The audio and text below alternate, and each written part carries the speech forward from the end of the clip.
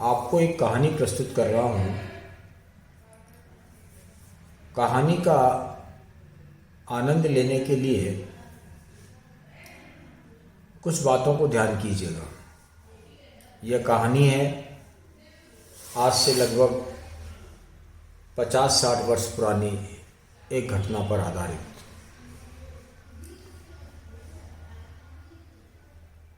आज के समय में किलोग्राम चलते हैं, पहले सेर चला करते थे।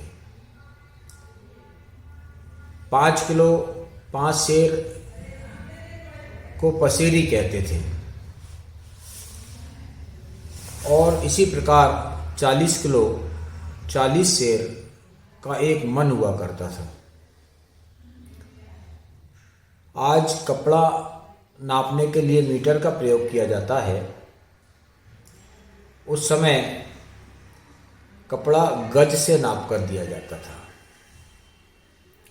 इन बातों को ध्यान में रखिएगा और कहानी का आनंद लीजिएगा।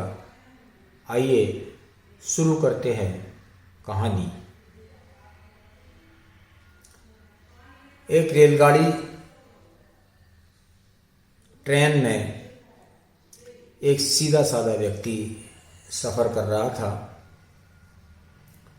चूँकि सवारियां कम थीं, इसलिए वो आराम से सीट पर पैर फैलाकर बैठा हुआ था।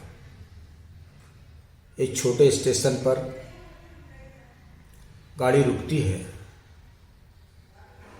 एक व्यक्ति, रौबदार चेहरा, बड़ी बड़ी मूछें, गम बूट, पीछे एक बंदूक लटकी हुई है,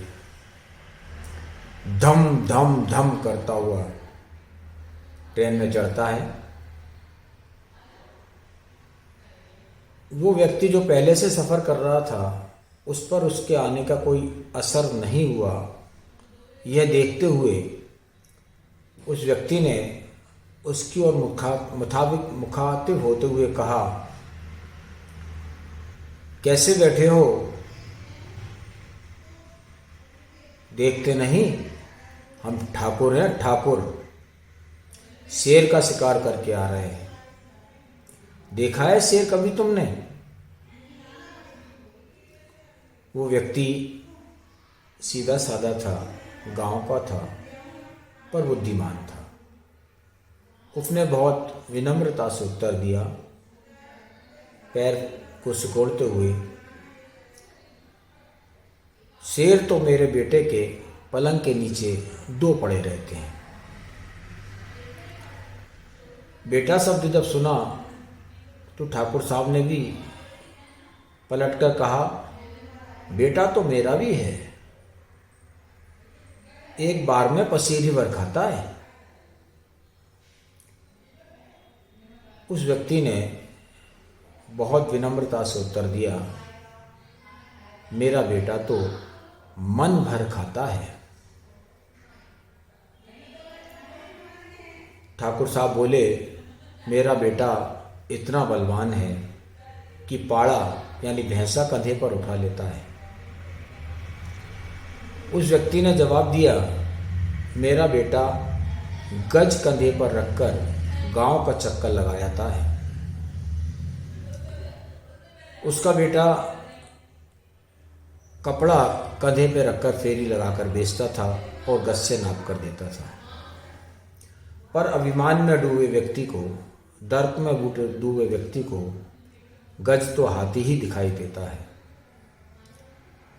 पर इतना सब सुनने के बाद जब ठाकुर साहब ने विचार किया, 2 शेर, मन भर खाना, गज, तो उन्होंने उत्सुकतावश पूछा, भैया इतना सब है तो आपके यहाँ पैसा भी बहुत होगा?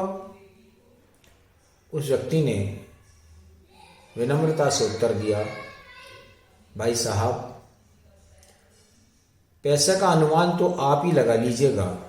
बस मैं तो आपको इतना बता देता हूँ कि मैंने पिछले सप्ताह अपनी पत्नी को 2 लाख की चूड़ियाँ बनाई हैं। पिछले सप्ताह मैंने अपनी पत्नी को 2 लाख की चूड़ियाँ बनाई हैं। ये सुनकर ठाकुर साहब ने पुनः उनसे पूछा, फिर तो भाई साहब आपका तो मकान बड़ा होगा, उसमें फर्नीचर भी बहुत होगा। उस व्यक्ति ने फिर बुद्धिमानी से उत्तर दिया, भैया फर्नीचर का अनुमान तो आप लगा दें, मैं कहूँगा तो छोटे मुँह बड़ी बात होगी। मैं तो केवल इतना आपको बताना चाहता हूँ कि मेरे घर पर सोने के 2 पलंग हैं।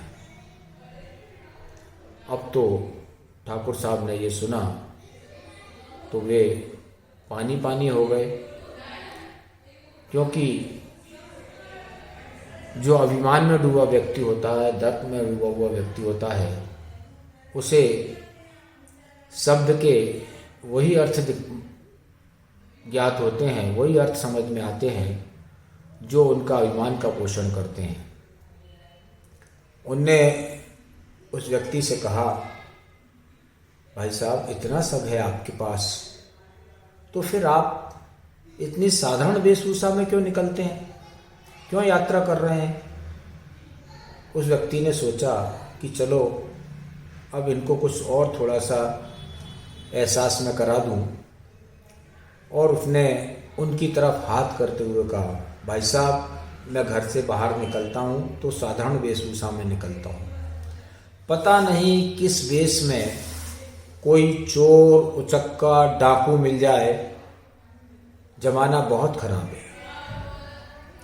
अब तो ठाकुर साहब बिल्कुल पानी पानी हो गए, उनका अभिमान बिल्कुल नीचे आ गया। वे सीट से सरकते हुए बोले, भैया आप थोड़ा पैर फैलाकर आराम से बैठ जाइएगा ना, धन्यवाद।